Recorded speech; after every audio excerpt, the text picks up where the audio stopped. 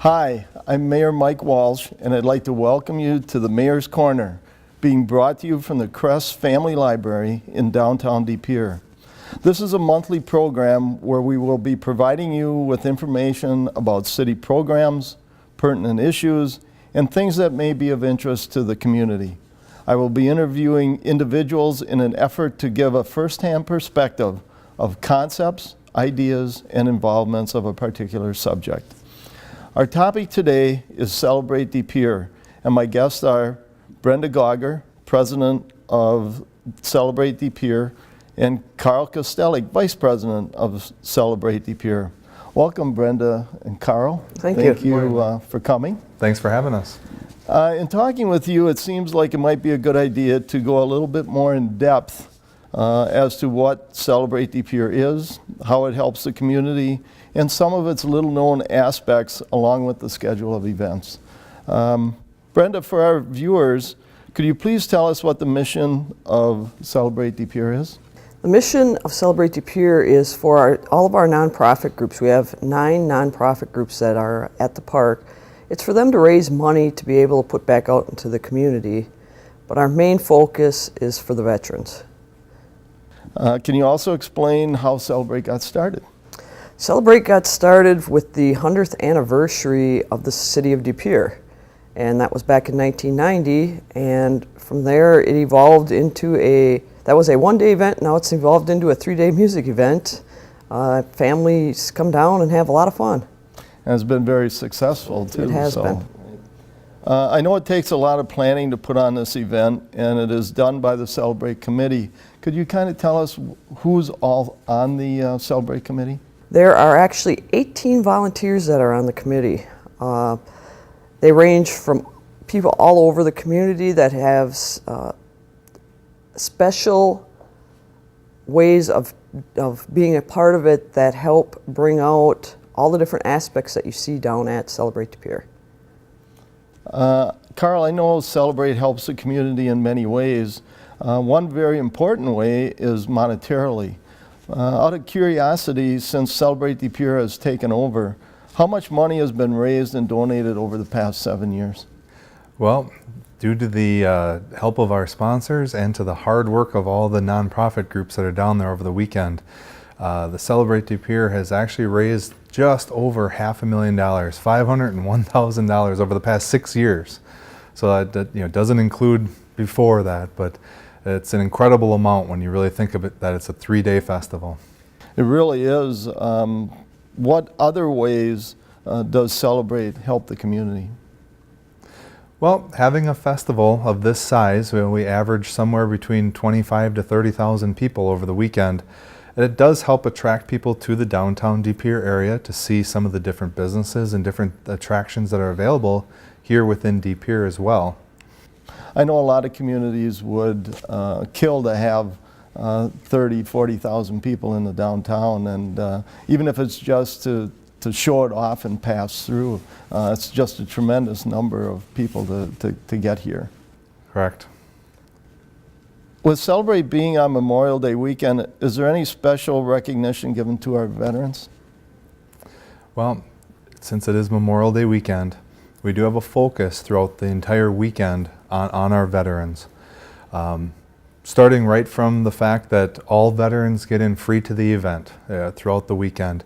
A lot of them just show a quick, their military ID. We've accepted dog tags, we've accepted tattoos. It doesn't matter. Close enough, come on down.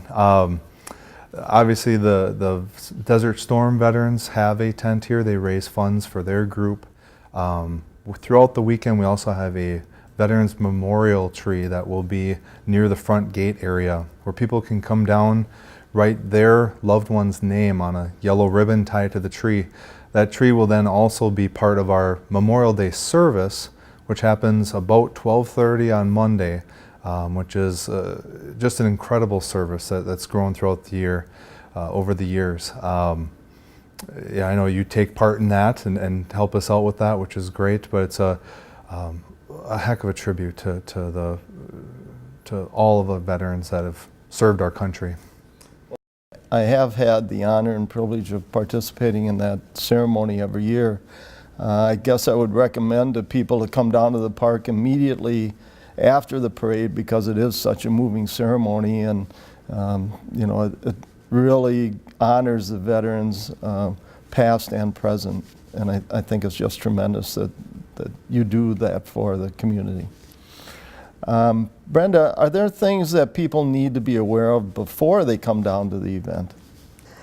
There's several different things to be aware of. This year we're asking that people do not bring backpacks down.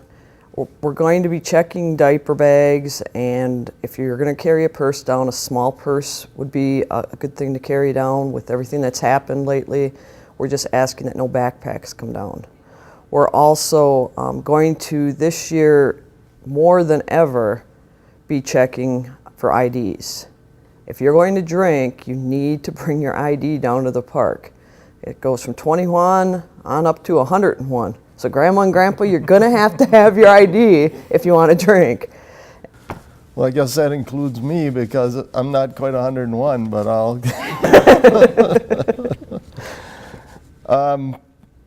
Celebrate is advertised as a family-oriented event. What do you have for children and families? What we have for children and families is we have a whole children's area where there's going to be several different entertainers, and if you go out to our website, you're going to see who's there at what times. We have the Piggly Wiggly fishing tournament on Sunday morning at 9:30. There's rides, amusement rides for the kids. There's a lot of things for families and kids to do at our event. Additionally, every year you have fireworks. Are you going to continue that this year? Absolutely. That is also a big draw for families coming down to Celebrate De Pere. The fireworks are at dusk on Sunday night, and I know normally the entire park and everywhere around the park and across the river walk this year, the bridge, everywhere always seems to be full to watch the fireworks. Well, I know everyone really looks forward to those every year because you do such a great job on it, and the families really do enjoy it. They try and find high venues to get to see them, and they look forward to it every year. Get there early during the afternoon to get a good vantage point. Well, you do get a lot of people in the park for this, that's for sure. Absolutely. Can you give us any insight as to whether or not there's any new menu items on the horizon? We do have a couple of new things. Each year we're always trying to look to take a new spin or try to add something new. A few years ago we did add a car show to the Sunday morning lineup. So throughout the day on Sunday you can come down and see. I think last year we had over 120 entries, so a number of excellent cars. And then now at 3:30 in the afternoon on Sunday, there's going to be a car show parade sponsored by Pomps Tire. They'll be riding right out the park from where the car show is, straight out to the exit, and I'm sure it's going to be awesome to hear, especially some of those engines just rumbling and roaring as they're going by. So should be pretty cool to see all those cars lined up and on a parade heading out of the park. I know Pomps sponsors that end of it. Isn't there a local business that also sponsors the car show? The car show itself has had an excellent sponsor in De Pere Auto. They help put together the car show, and they bring down several entries, very interesting cars that I know that the Facette family has put together over the years. So they have done an excellent job being the sponsor of the car show itself. Correct. Isn't there supposed to be a closure of Voyager Park throughout the weekend? Could you give us a little information as to when that would be and also what it entails? Sure. Leading up to the event, there is a lot of setup that is happening down there in terms of the rides and staging and electricity and all different things that are happening. Because of that, it's a little dangerous for people to be coming into the park. I mean, for liability's sake and for their own safety. So what we ask is that starting, really Thursday morning, the park will be closed. Voyager Park will be closed right up to the event, which then the gates do reopen then at noon on Saturday. Isn't there another day also? Aren't they closed Tuesday also?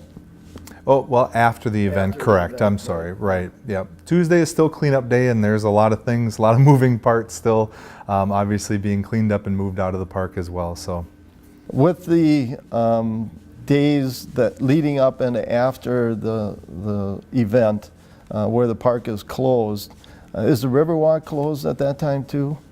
because of the fact that the Riverwalk access comes through the park, it does have to be closed throughout that time frame, just simply because of the liability. So we do remind everyone at home, please don't plan to come down to the park on Thursday or Friday, but please come on down Saturday, Sunday, Monday when the park is open for Celebrate De Pere. Well, with the opening of the Riverwalk, it should give people another venue at least to be able to watch the fireworks, and you know, if you can see them, you know, should be able to see them above the tree, I would think. Trees.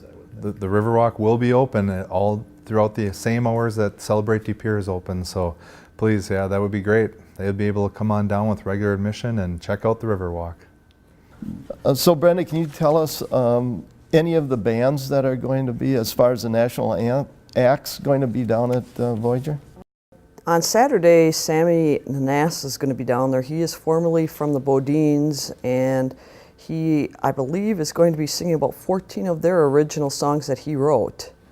And then on Sunday, Laura Bell Bundy will be down at the park. She's a country act, Broadway actress, better known for her one single of Giddy On Up, Giddy On Up, Giddy On Down.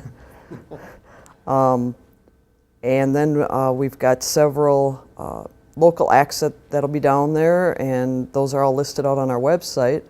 And there's one local act that actually last year played our riverfront stage called the Cougars. They're a local band that really has been taken off. And this year, because they did such a great job on the riverfront stage, they're on the main stage. And I believe they are at noon on Saturday, correct? Correct. So the first band, really, when you think about it, kicking off the event, which is pretty exciting, I'm sure, for them to be on the main stage this year. And then also, just to throw in, just for a nice relaxing afternoon, we've got Big Mouth all afternoon on Monday. So after the Memorial Day service, they'll be kicking in, and I know they are a great afternoon band. And they're a great draw too. Yeah. You had mentioned that there's another stage besides the main stage. Could you tell us where that is, and do local bands play on there, or just what does that entail? It's the river stage, and it's going to be located down towards the boat docks in that area. And it is all local bands. It's running all day Saturday and all day Sunday. It will not be functioning on Monday because we focus everything back to the main stage for Memorial Day.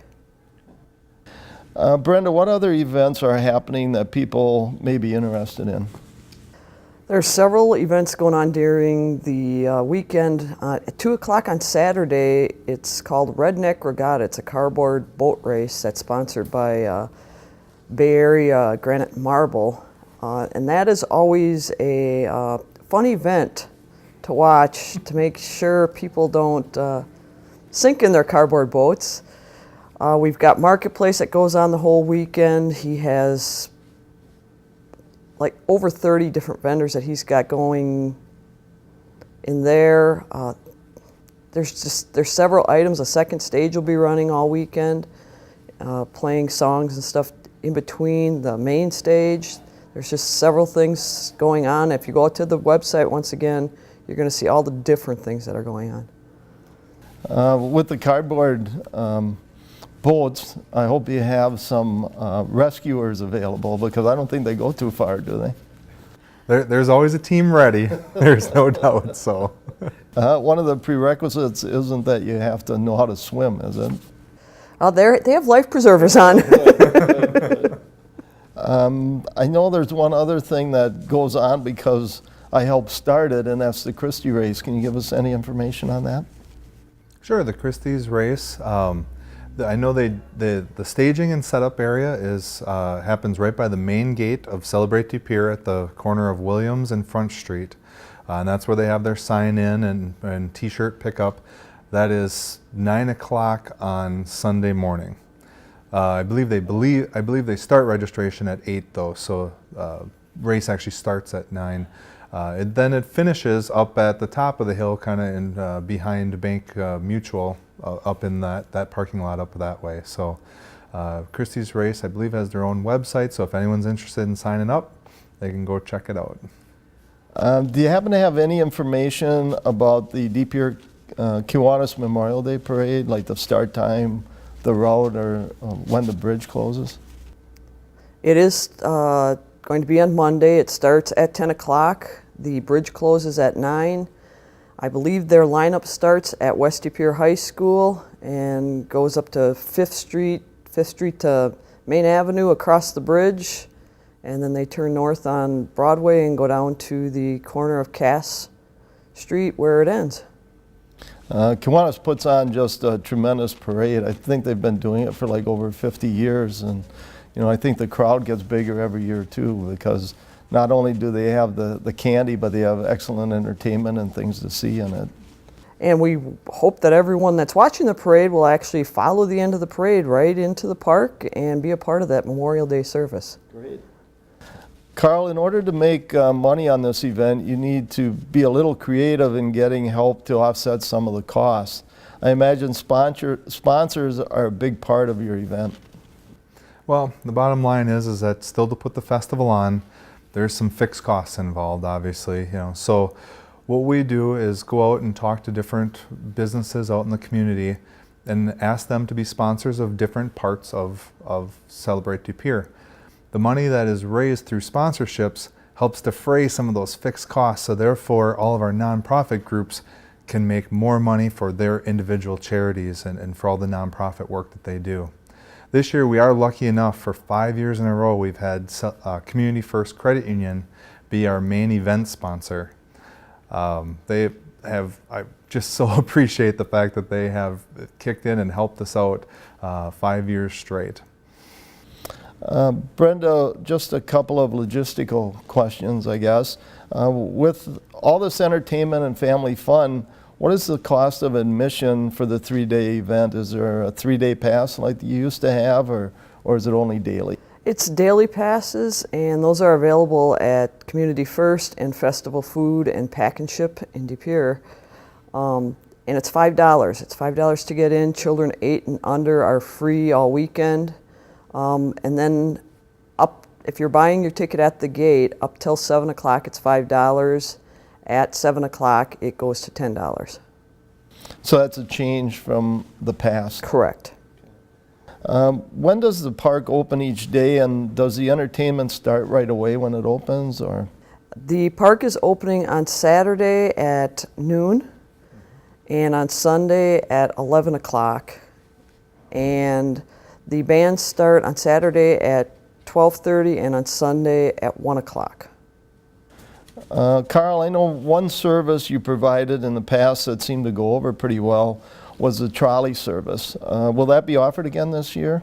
You bet. Yep, the trolley service has gotten some rave reviews, especially from people who, there have been some people I've talked to getting off the trolley who said, it's been years since I came down here just because of parking or whatnot, but they can take the trolley, avoid the parking headaches, they get dropped off right at the front gate.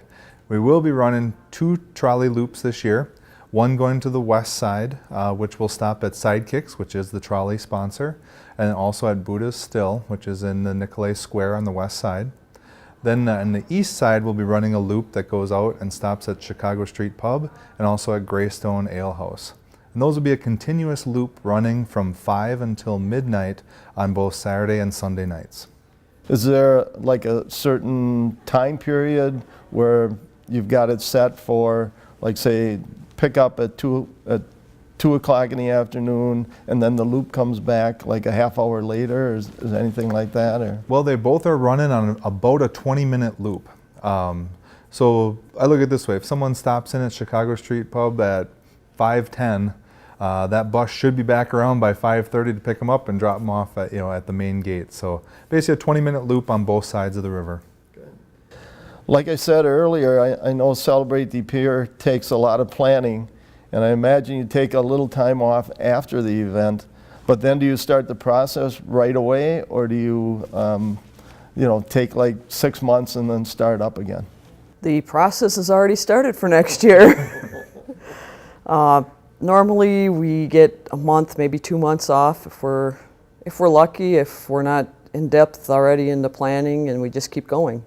It's something that's a year-round process that it takes us a full year to figure out and get everything in line for the following year. Well, the bottom line is, with everyone being 100% volunteer, everyone does have other jobs, other commitments, so therefore you almost have to start planning earlier and earlier just to make sure that everything still happens.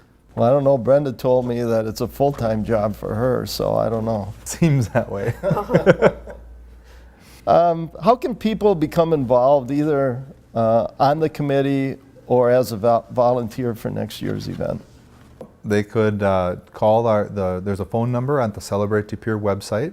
They can call and talk to any one of us and ask. We're always looking for volunteers that have different types of backgrounds or knowledge about things. Anyone is welcome.